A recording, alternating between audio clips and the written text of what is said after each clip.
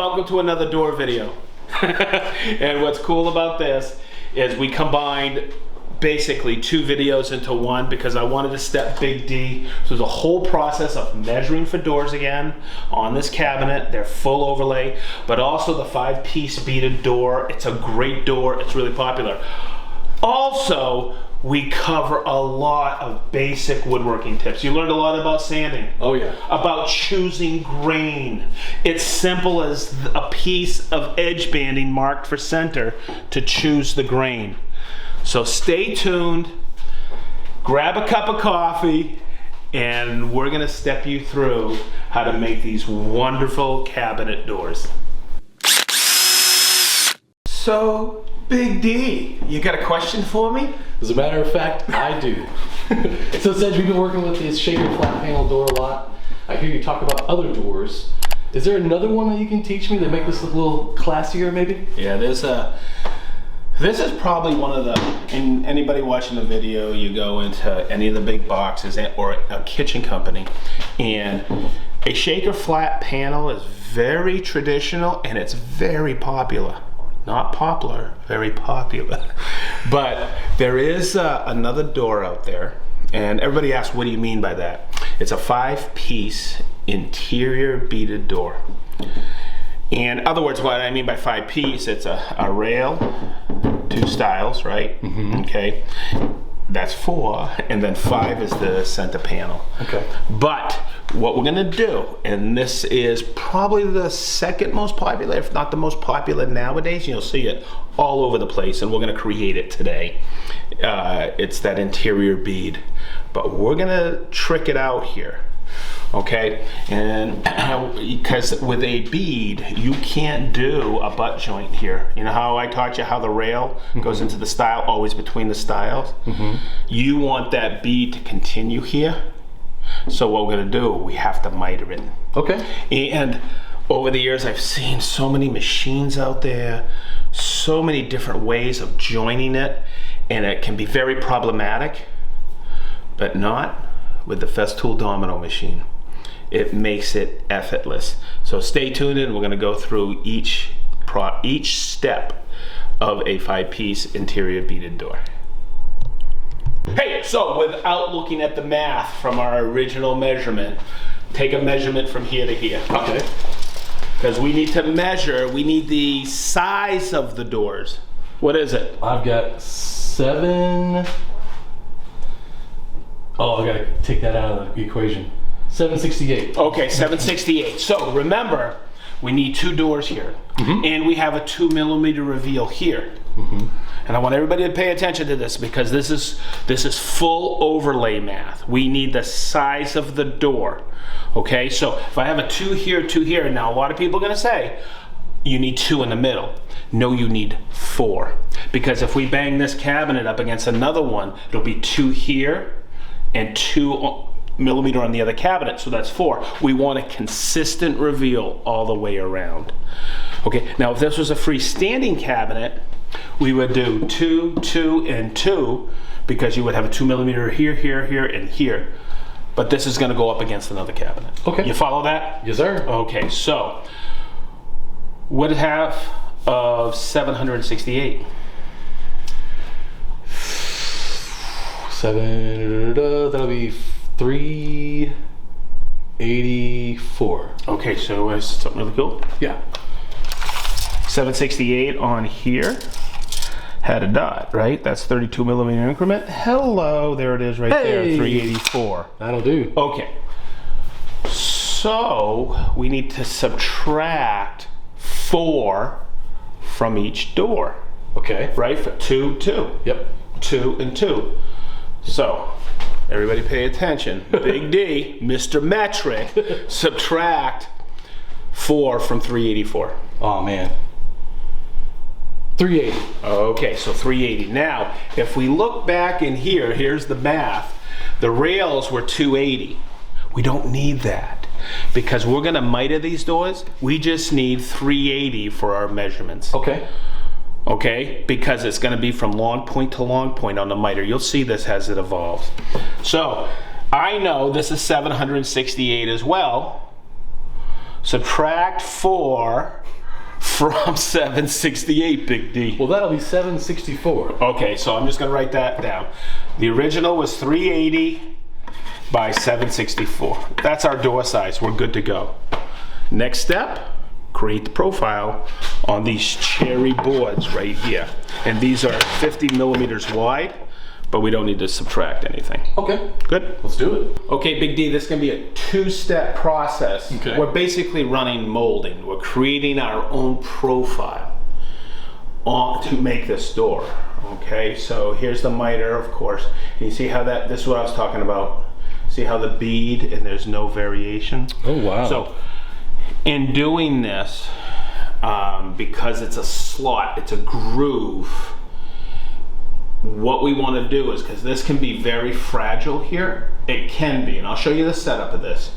I have installed, we're going to run the bead first and then the slot, because you don't want any flat spots on here. Okay. See this? You don't want any flat spots, and I'll show you how to look for that. Okay. But because we run the whole thickness through, is less tendency for it to bend in to get a flat spot, but you can also get flat spots, and I'll show you a little bit of technique on that. All right. And we're gonna run it, I have the bit installed, so like I said, two-step process. Bead first, and then slot. That's how, to make the groove, that's how I have found it to be the best possible progression for how I do it. All right. So when you look at this bead profile here, we can't control that because the bead's already there, or what we call that little part in there is called the quirk. What we can control is this inner reveal. It's called a reveal or a fillet. Oh. And what we're gonna do is we're gonna make a couple passes until you and I agree that's the right dimension for the fillet, and that's that part of the profile right there on the bit. Let's get in here, Chris, so you can see it. See it right here? That's non-controllable, that's controllable. So let's what we'll do is we'll do a couple tests, and we'll bring it in the board a little bit, and then you'll see. All right. Sounds Okay. good. All right, Sedge, what are you doing over here? I am determined. I've had this stock up above for a while. It's still great. It's milled really nice. But over time, yeah, you see how I wrap everything up. Sometimes you get a little warp. So I was taught a long time ago, you can usually cut that out, or what we call a bow in the wood. And normally I wouldn't care at this moment. Okay, but we're gonna be producing this up against the bit. And remember I told you flat spots on the bead? Yeah. I'll show you how to analyze that. If you'd have to put too much pressure if the crown had a bow in it toward there. So what I'd like to do is I'd like to put the bow this way facing. So I'm just testing it. It's just one of those little minor things that really add up over time. Sure. And so what I'm gonna do is I'm gonna mark all my boards, so when I go to the router table, I know how to produce this board to the bit. Okay. And we've done that with the table saw. So what I'm gonna do is, this is where I want my bead, just like that. I just have that arrow. So I know this is gonna face toward the fence, and that's where my bead's gonna go. Wicked. So what we wanna do is we wanna set up the bit to be, the bearing needs to be in line with the fence. Okay. I have the zero clearance in here. Okay, so the board has less tendency to dip down. That's why we also adjust the fences in like this, look. So less tendency for the board to dip in. Okay. Now, fine line on this, what we need to do is I'm gonna bring this, I'm gonna tighten it up right here on these. Okay, so now that's stable. And then I'm just gonna do this. See the bit?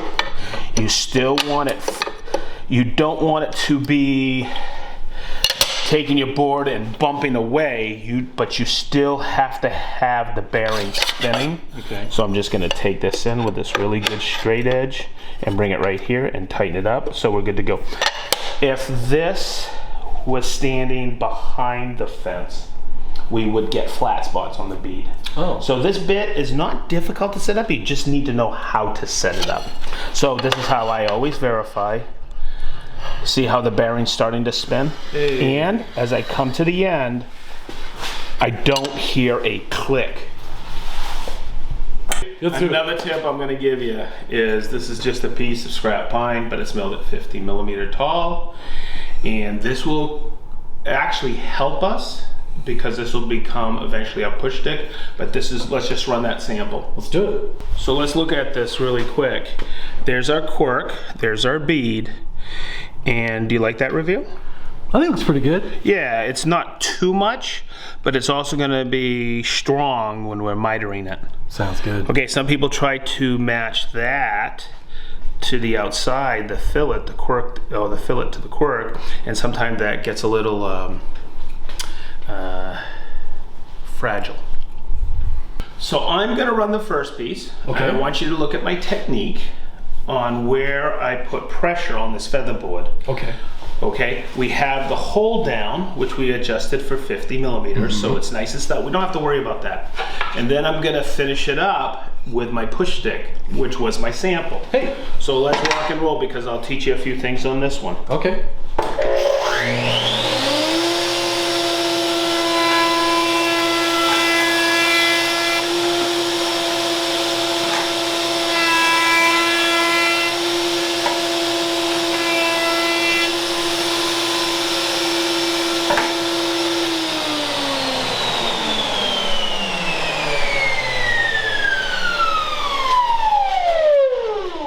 Okay, one of the things we will do with every single piece that you push through here, you're gonna hand it to me and I'm gonna look at this bead all the way down, okay? And sometimes I'll rake a light on it, okay? What you'll see are these little facets or flat spots. Okay. We can run it again. But you don't want to have that thought, and I've heard this 100 times, oh, I'll just sand it out and make sure it's rounded off. No, let's let the router do the work. Okay. Okay, and it's all about you putting just a little bit of pressure, and I'm gonna fold this up so you can see it. There's two little tines right here, see them?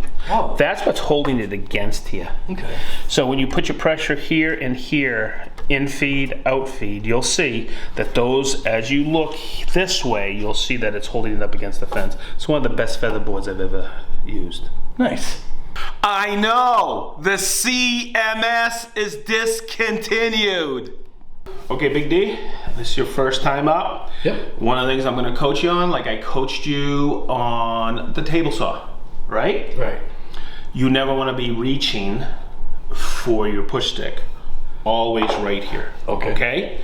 Before you turn it on. You have your stock here, you have a mark. Tell me what you're gonna do with that mark. That's gonna go towards the bit. I'm gonna feed it in this way. Okay. And we'll get our bead on there. I'm gonna step away. Okay.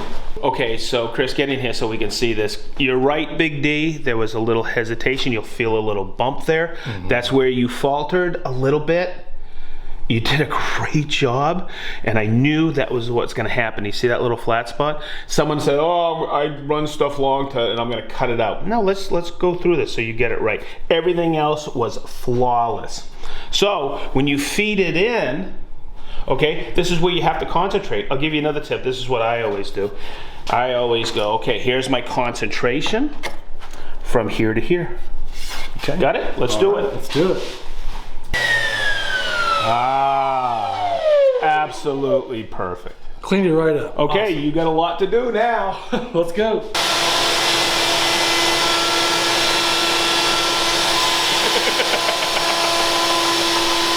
Okay, so I have the slot cutter installed. All right, I'm still gonna keep the zero clearance in there because I'm not going below here because we're gonna go into close to the middle of the board. I'll show you that in a second. I have installed on here a bearing. My distance from here to here is 12 millimeters. That is where over the years, sometimes I've gone 6 millimeters in depth on the groove or 9 millimeters. I'm gonna use 12 millimeters today. Okay, so there's quite a few variables when we're setting up the height of this bit. All right, I scribed a center line, and you'll see it, because of this profile, it doesn't look in the center. Now here you know it's exactly in the center, okay. So we have to set this up, and we don't want that to be too thin, or we don't want that to be thin. If I set this up, and let's look at it exactly in the center, and this is where I eyeball it. So if that was exactly in the center, and we have to understand how we're going to run this. Remember the bow of the board? It's going to run like this, right? As we put it down up again, and that'll go up against the fence to create that groove. That's going to be a little thin, okay? Because we have to take into that 5mm thickness of that carbide. So I'm going to take it up and move it ever so slightly, and when I look at this, I'm just eyeballing it, that'll be thick enough for me, because you don't want that to break off in assembly. And I may even take that, because that might be a little too thick out back, and it's just eyeballing it, okay? And I think that to my eye is going to be just right. Big D, I want to show you another technique of controlling the depth of the groove. Okay. Chris, come in here.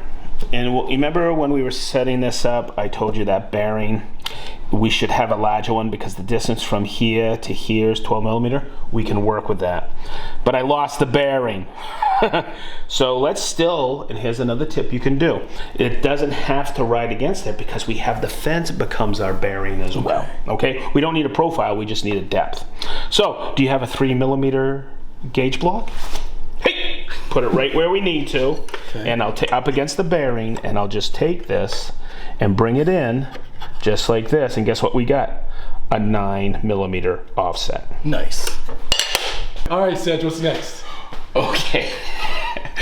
We need to cut our mitres on the doors. Do you remember the measurements? As a matter of fact, I do.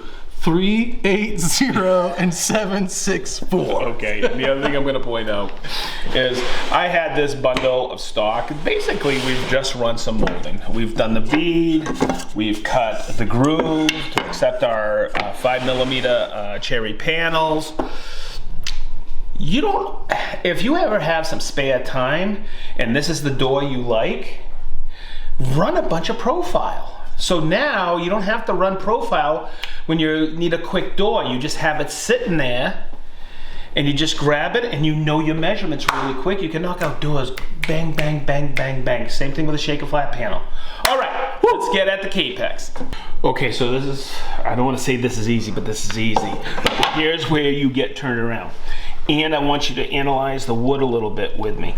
We have to go long point to long point on the miter. So I do little things like this. My bead's gonna be on the outside, because I could stand to have a little tear out if I don't cut it correctly.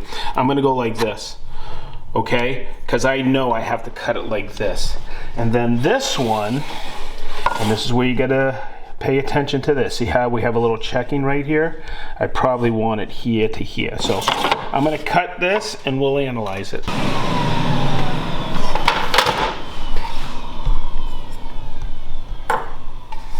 Okay, setting up to do repetitive cuts. We need 4 of these.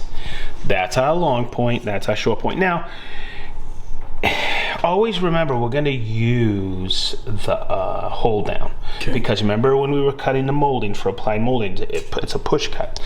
I have the bead outside, that way there it cuts like this. So I have a, look how crisp that is. That came in really nice, didn't it? Very nice. But, and look at the back side underneath, it's really crisp. So what I like to do is, remember, up against the stop, and we set it at 764. Okay, we're gonna bring it in like this, and you just gotta be careful, because when we lock it in, we wanna lock it back here, because the bead is a little proud. So I'm gonna bring it right in here and lock it down, and this is the beauty of this hold down, right? Making sure, remember your accuracy is between here and here. We can bring this right in, so I get perfect 90-degree pressure right where I want it.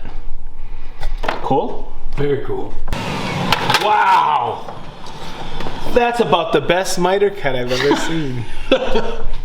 Every time. Nice cut, Big D. So what's the measurement on your rails? Long point to long point is 380. Okay, so here's where I'm going to admit something. Uh-oh. I don't care how long I've done this. This is where I used to get really confused. And this is why I'm really adamant, hey, I like to have the beads sticking out. We need to get a couple pieces out of this, okay? I like to set my Capex and flip-flop my boards up and upside down and front side, and I need to cut my bead. And there's times where I've cut like this and my bead's on the outside. Oh. So what I always do is something simple, okay? If there's my bead on the outside, I'll make, because I have a little bit of time for some waste, and this is why I love the laser here, I can maximize my piece. I'm gonna cut it.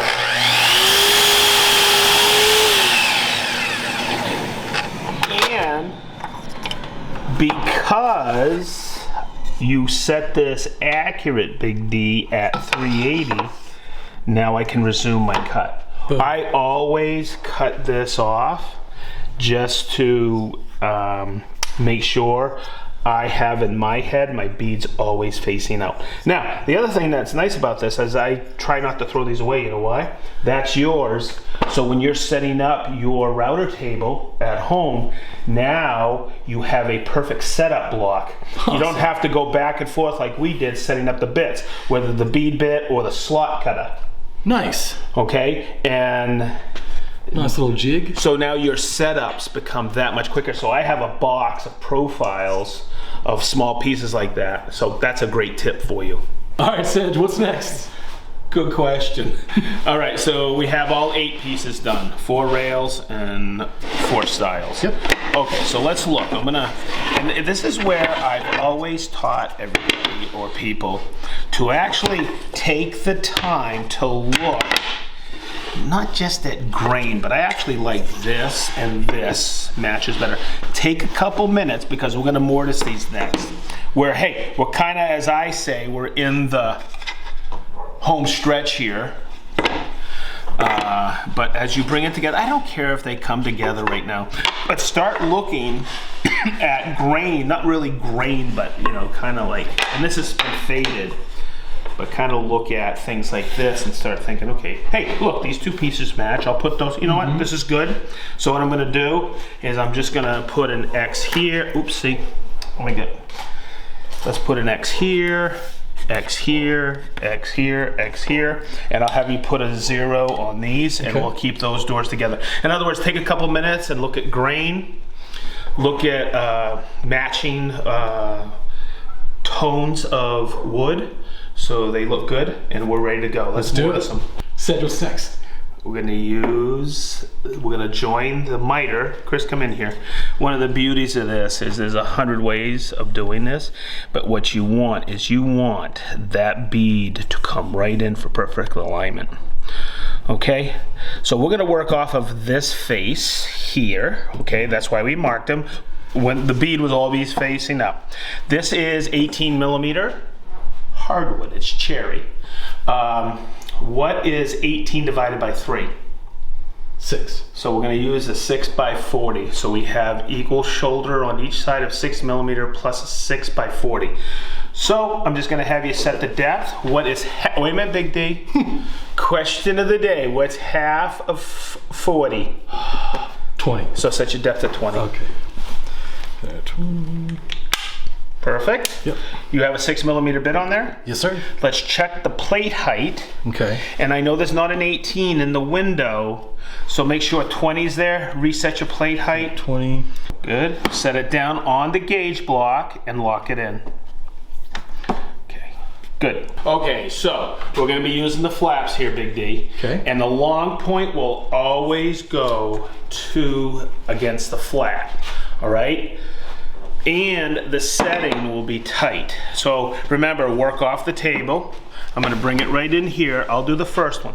Now, the other thing too is we're working on 50mm stock. There's a tendency for this to rock a little. So the way I like to do it is bring it in, pivot, and I like to put my thumb right here and make sure my fence is up against the miter and my plate is dead flat on there. All right. All right, Sedge, what's that? I just made something super simple. It's semi-accurate. It's because, let's look at this veneer. Chris, come down here. See this right here? This piece here is about 20 millimeters, okay? And if we put this in our center panel, I just measured from here to our measurement for our center panel. What would have happened, this would pop on you when we put finish.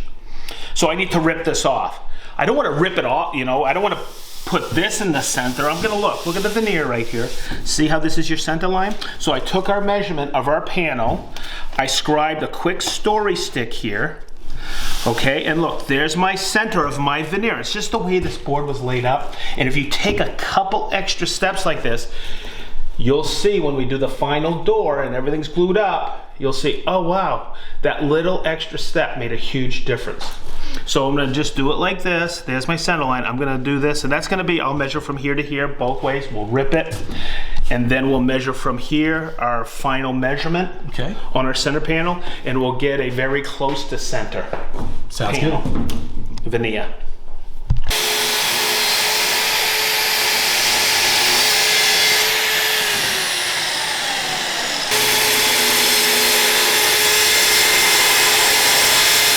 Big D, that was a perfect rip. What do you think? I really liked how the grain in the middle just lines perfectly all the way down the board. It's awesome. Okay, so when we get this in the panel, that's what, when somebody looks at that door, they go, man, I really like that door. It's because you took the little extra effort to center that grain versus leaving a really poorly laid up panel of that plywood. Right. And I think we wasted 35 millimeter. That's it. Nice. So there you go. Okay, so we only need 2 pieces out of this. Okay. And it's 298? Sounds about right. Or something like that, right? 296, 297, whatever it takes, whatever we add it up to. Okay, so including the wiggle, the groove depth. Right. So over the years, people have said with slide compound miter saws, I don't get a splinter-free cut. It's because they're pushing too quick. This veneer on this quarter is really thin. So the first thing I'm gonna do is I'm gonna square it up. What I'm gonna do is I'm gonna bring it in, I'm gonna get my laser on, okay, I'm gonna lock it in. I want you to notice something.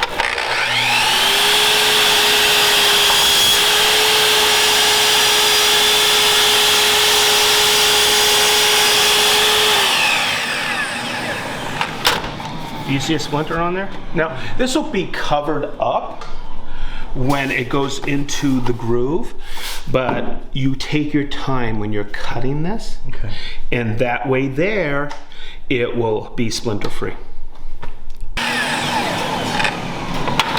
Okay, so one of the things I want to point out as we're doing this, we could be the most perfect measurers in the world. Never ever get cocky.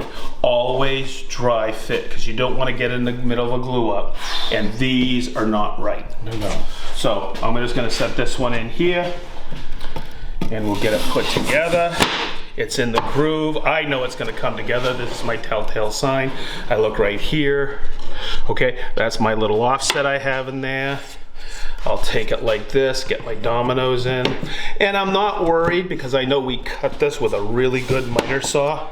So I know when we get in glue up, that becomes a locked joint with the domino, and it gives us perfect alignment, and we can get all this out as it comes in. And we're gonna notice, to me, that's right in the center. That's beautiful. So it's a little attention to detail. So we'll go ahead and dry fit that one, Big D. Okay. And then we'll get glue up. Cool.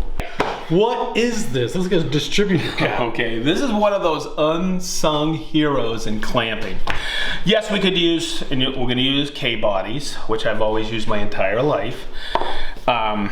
We could actually clamp this with 2 K-bodies at a right angle. We're gonna use 4. And that can get a little problematic getting it, so we're gonna set up our area for clamping. Okay. And these go unsung in catalogs and everything, but a set of K-bodies are gonna go like this.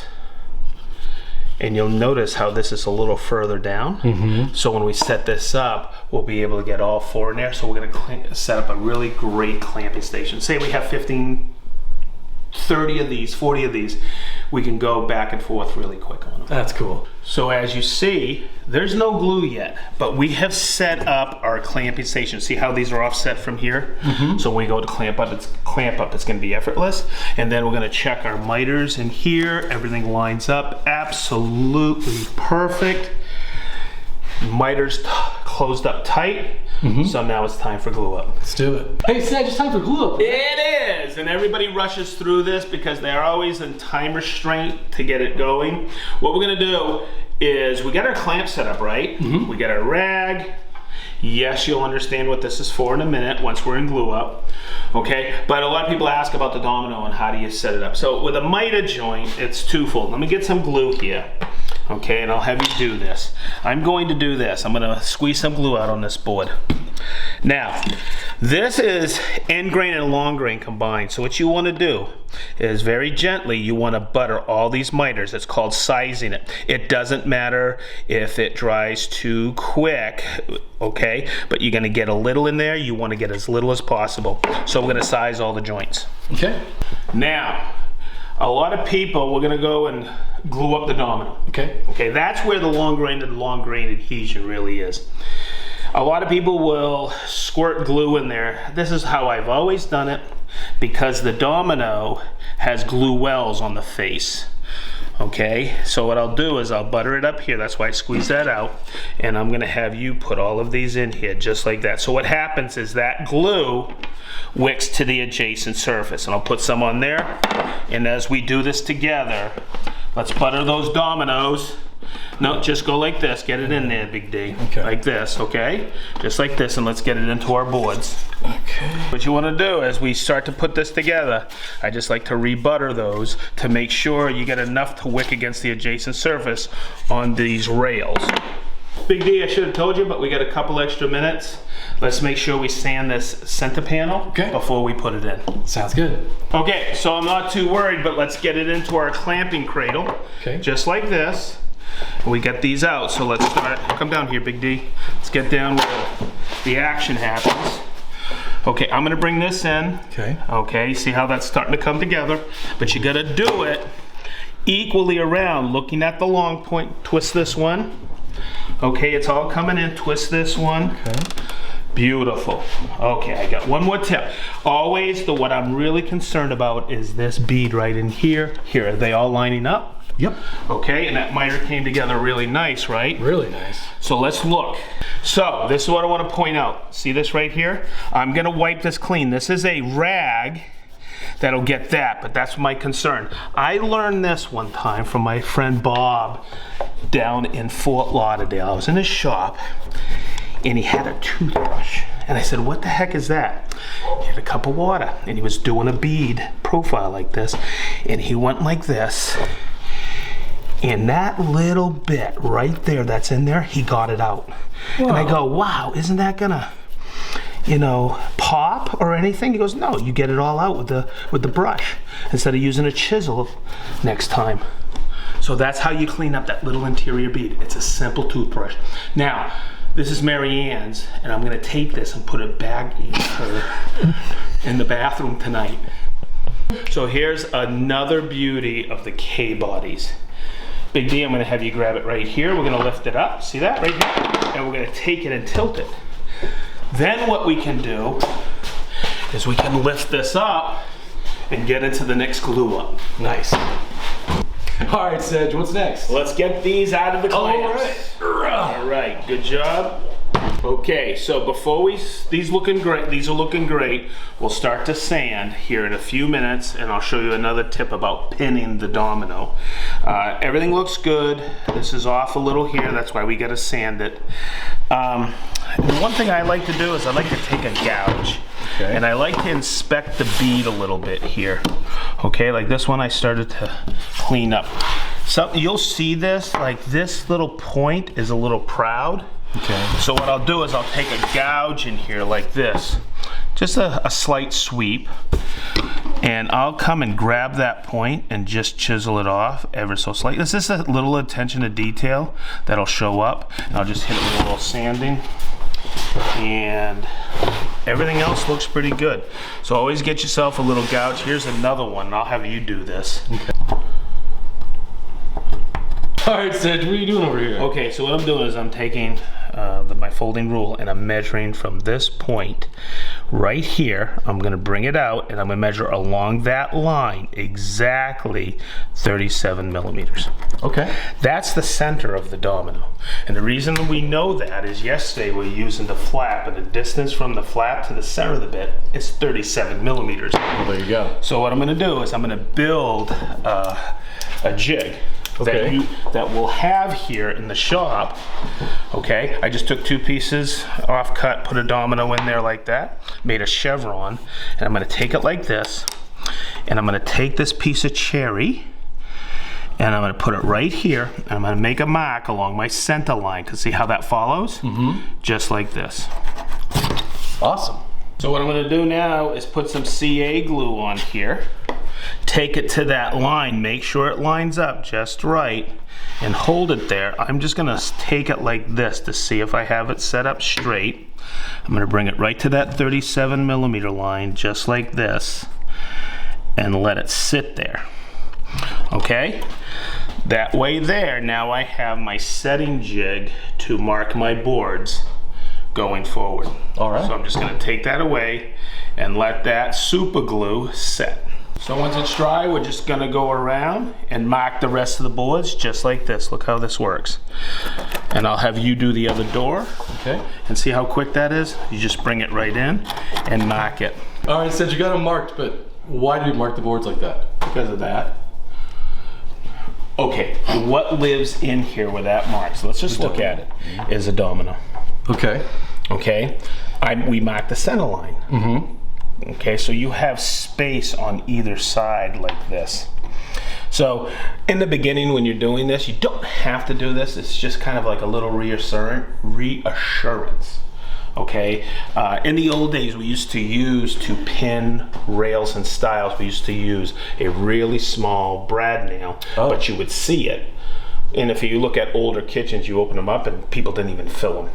Okay, but it was a way to hold the tenon on a cope and stick joint. Well, with the advent of 23 gauge pins, look at how small those are. Okay, and somebody asked me not too long ago, why do you get a 3/8 pin? I go, exactly for this application. I'm gonna put it in my micro pinner here. Okay, and it's very small, right? So what happens is, because we know that's our center line, I can lock that tenon in there as simple as this. Okay. See this? Look, and Chris, make sure we get in here so you can see this. See how I have that? You can barely see that hole. And sometimes it's just a couple of them. It countersinks in, and that pin will go into the tenon and lock it in. And the beauty of it, of course it doesn't come through because this is 20 millimeter or 18 millimeter thickness. So it's only going into the tenon to lock it. All right, Sedge, now what are you doing? Well, it's not what I'm doing, it's what you're doing. And what we're gonna do is we're going to sand these. Okay. Okay, we pre-sanded these before putting them in. Okay. And that looks great. We may just do a little touch up here and there with the DTS because that might have been some glue in our hands. I want you to practice first on this backside. And when I say practice, when you are sanding, you want this to be at a perfect 90. Mm-hmm. So when you're sanding, I like to do this, hold it like this so the cord and the hose doesn't drag me back. Okay? And go around, but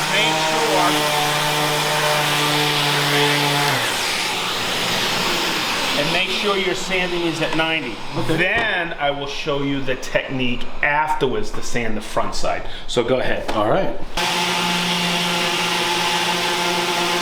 So I have this Timbermate fill, if that is a concern of yours. These little, so what I'll do is, I know that's close enough.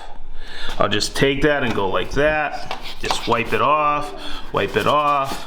So when you sand it now, it'll actually fill a little. Nice. And we'll see how that looks compared to the other one. Okay. Wow, Sedge, that's all but disappeared in there. So, Chris, come in here. Hopefully you get this camera. I didn't fill those.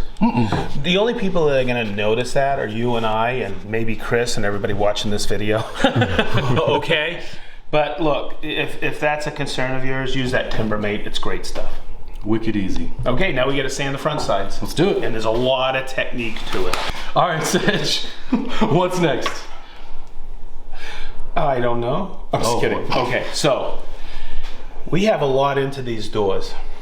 Okay, we made our molding. We created this bead. We really analyzed it off the router so we wouldn't have to sand it.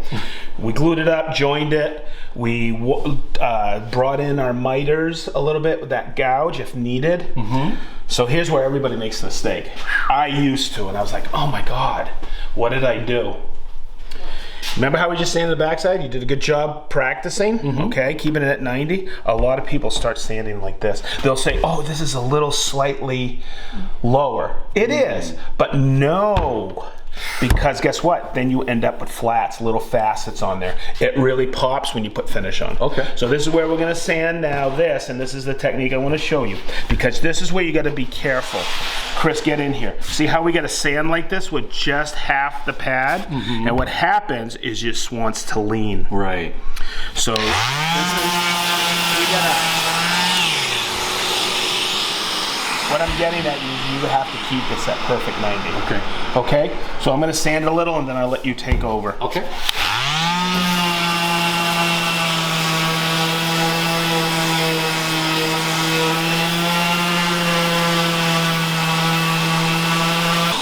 The other thing about sanding is a lot of folks will say, hey, this looks good, this looks good. I'll just knock this down quick, but I'll concentrate here because I have these witness marks. You know how we mark everything, right? Well, guess what? You will see this when we lay finish down. As you go like this, there'll be a slight dip. So when I sand, hopefully this comes through in the video. You'll notice, like, I started sanding here, but I came down. I concentrated a little here, but then I started to ferret back and ferret back. So it's completely dip free.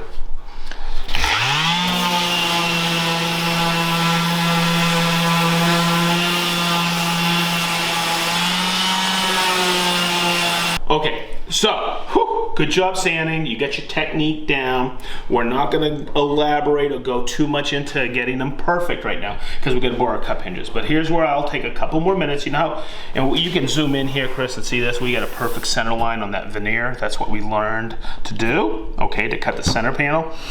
So I like this being the bottom. Okay. So that sometimes I'll do this. I'll just put a B here for bottom. No one will ever see it. Okay, we can always sand that off in our final sanding. Okay, so that's our bottom. So when we look at it, the grain rises or the cathedrals are sticking up.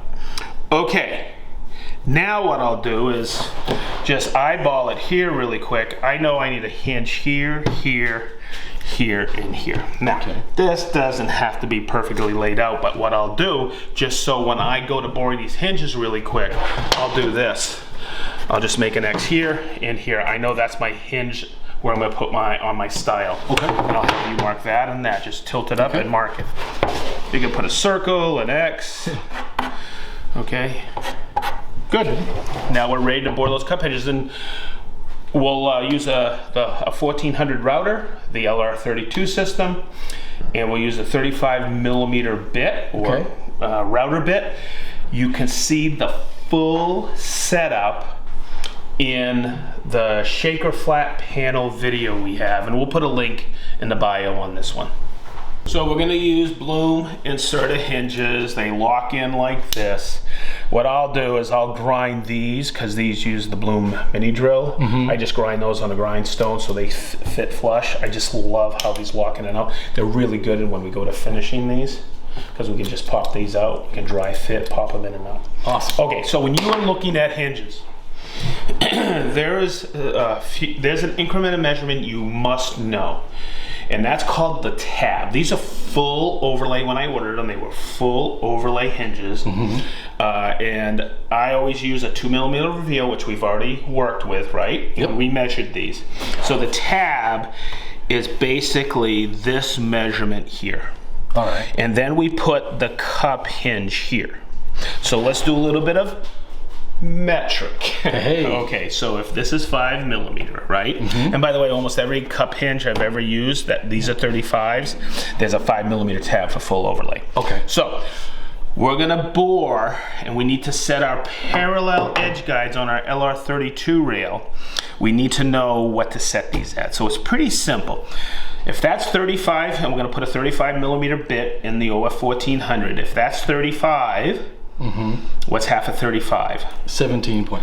And you're gonna add that plus 5 is? 22.5. Okay, so what we'll do is we'll set these at 23, and there's an adjustment in the hinges. Sounds good. I can never stop teaching this part of it because hardware is where a lot of people will mess up.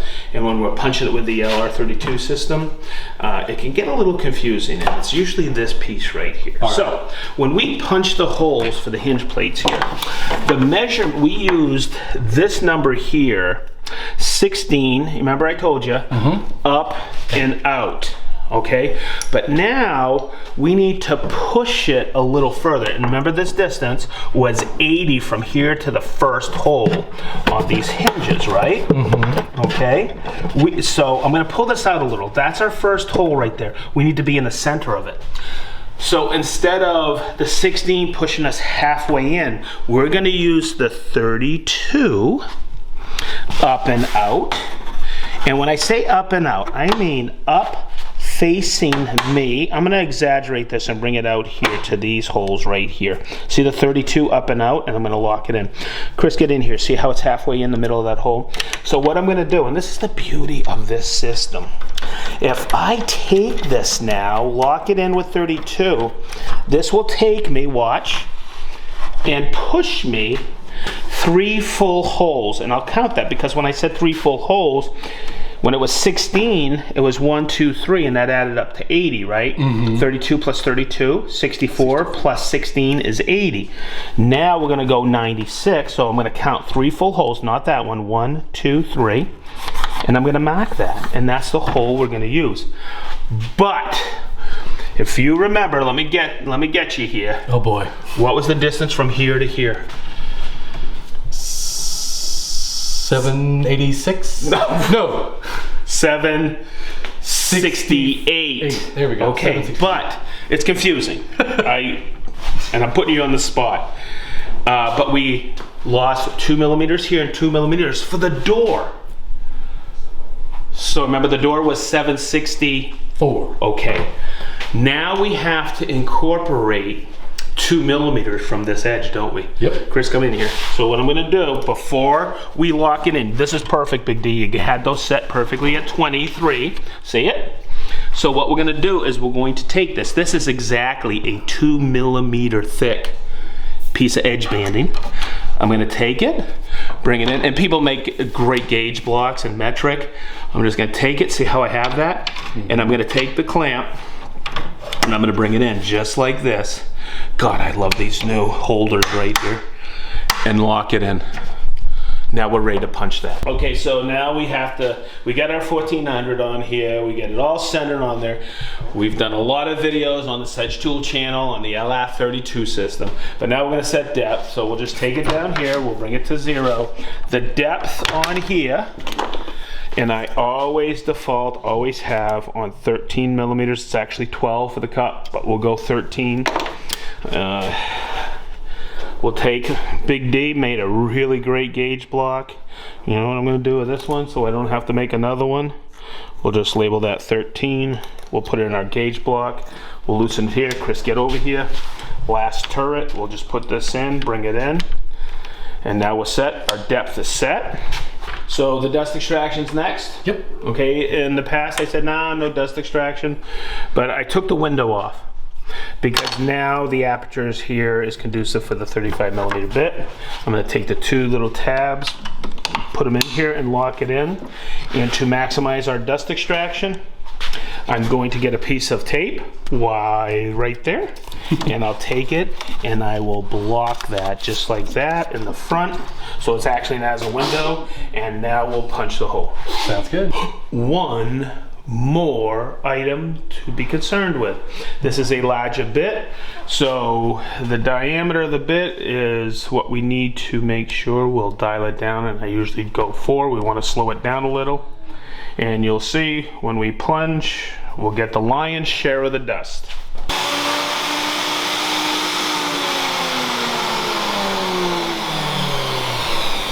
Also, my hand is here on the LR32 at all times until the router stops. So, Big D, did you learn a few things on this build? Well, if you count measuring, sanding, making gauge blocks, all kinds of things. I learned a lot. So, in this video, I'm going to do a quick summary. You did a great job. But there's a lot of little things to making doors, and in this video, hopefully you've gotten to this point, because there are so many tips that I showed Big D in it, and I think you'll get a lot out of this video, and hopefully you did. So, as we always say, be positive and stay sharp.